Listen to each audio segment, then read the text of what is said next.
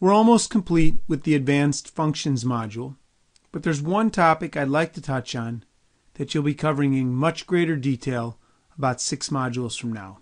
And that's what happens when a function calls itself. This is a prelude to recursion and induction.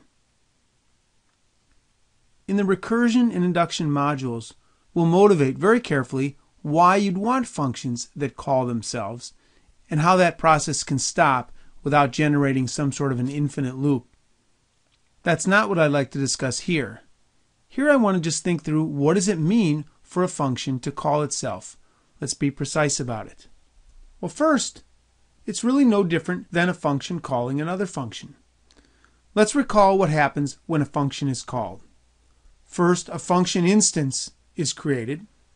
Each function instance maintains its own list of variables, that's its workspace, which is isolated from all other workspaces except via input arguments and output arguments when functions call one another, as well as a set of instructions which sequentially operates on the variables in the workspace. This is the code of the running function.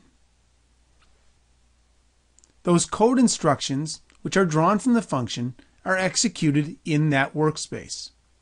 The fact that code instructions happen to be the same as code instructions running in another function instance workspace is really irrelevant. This, of course, is what would happen when a function calls itself. There'll be 2 workspaces which happen to be using the same separate lists of instructions to process the variables in their respective workspaces. So, if a function is allowed to call itself, in this context, at certain times, there are 2 or possibly even more function instances of the same function. They all have different workspaces, which are separate, and different sets of variables. Happen to be the same names of variables in these workspaces, but they're separate and different sets. They happen to have identical but separate copies of code instructions. And as we learned before, only one function instance is executing code. All other function instances are suspended, waiting for the function that they've called to return. So, don't be scared when you see recursion.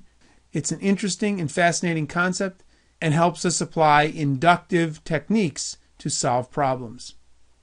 Hopefully this introduction and your solid knowledge of how functions call one another will really aid your understanding of how this works.